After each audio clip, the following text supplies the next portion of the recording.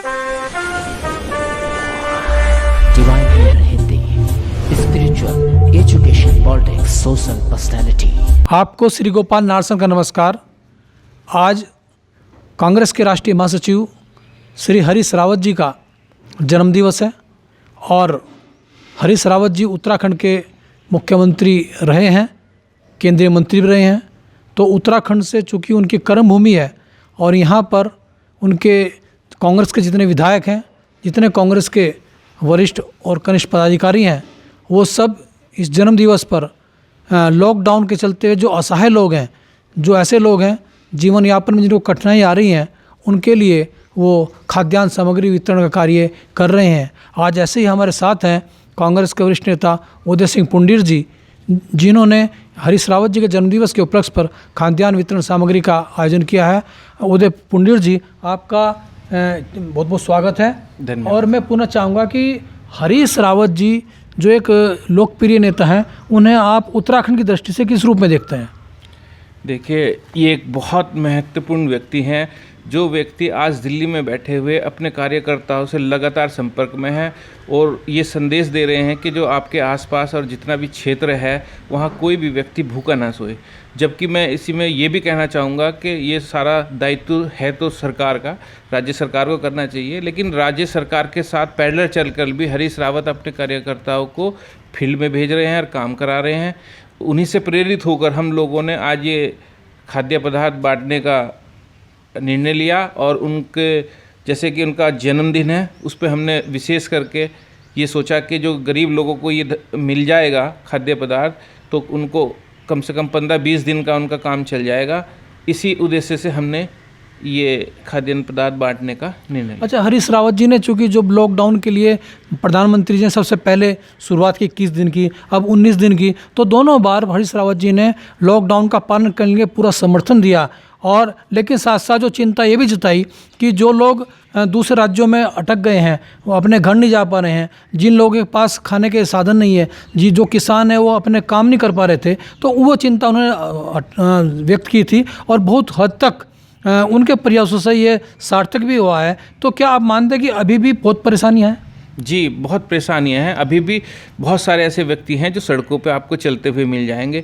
मैं तो उत्तराखंड अगर राज्य की बात करूं तो हमारे उत्तराखंड राज्य के गुजरात में बहुत सारे लोग फंसे हुए थे और मैं ऐसे में बड़ा दुख प्रकट करना चाहता हूं कि गुजरात के लोग यहाँ से रातों रात 1500 लोग 40 बसों में यहाँ से चले जाते हैं, लेकिन हमारे उत्तराखंड के लोग वहाँ से यहाँ नहीं पाते और जो ज़बरदस्ती कुछ आए थे उनको उन्होंने हरियाणा बॉर्डर पर छोड़ दिया।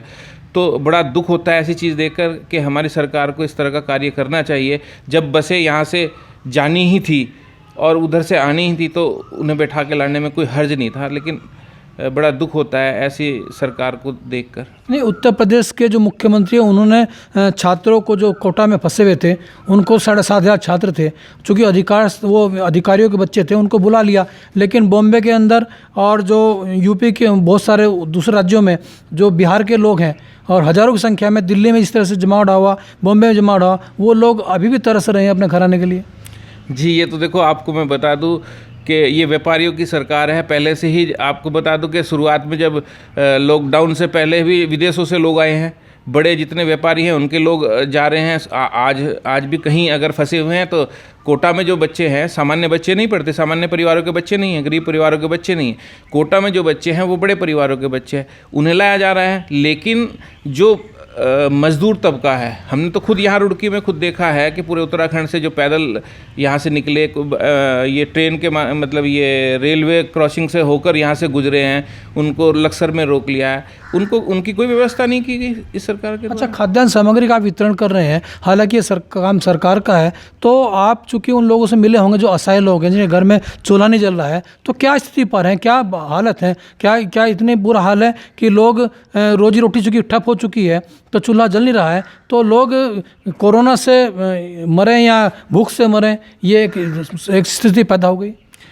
ऐसा है सर, जो हमने देखा है, लोगों के पास हम गए हैं, कुछ लोग ऐसे हैं जो प्राइवेट कंपनियों में काम करते थे, उनकी जॉब छूट गई, उनके पास यहाँ का राशन कार्ड नहीं है, उनको कोई राशन नहीं मिला, तो और कुछ लोग तो ऐसे स्वाभिमानी भी हैं जो लोग किसी के सामने हाथ नहीं फैलाते।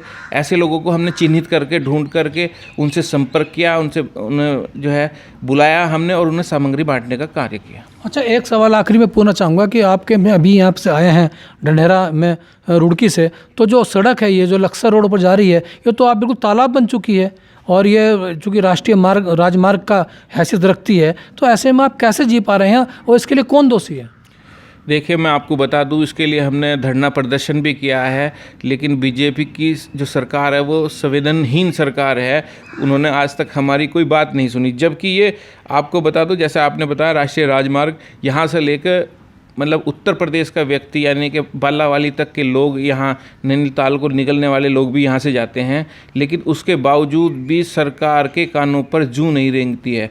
जबकि इस पानी की समस्या के लिए हमने यहाँ आंदोलन भी किया है, बहुत सारे हमने पत्र भी दिए हैं, यहाँ तक कि हमारी आवाज़ को दबाने की कोशिश भी की है, लेकिन इसका कोई समाधान सरकार नहीं करा पाई।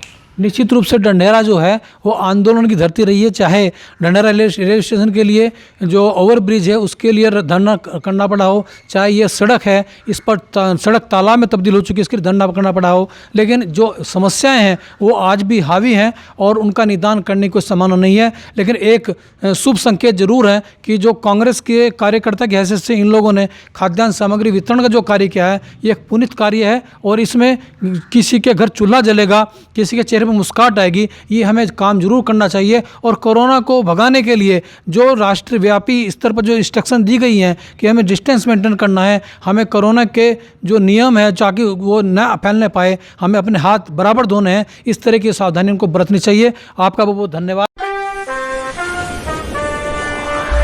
Divine Leader Hindi, spiritual, education, politics, social personality.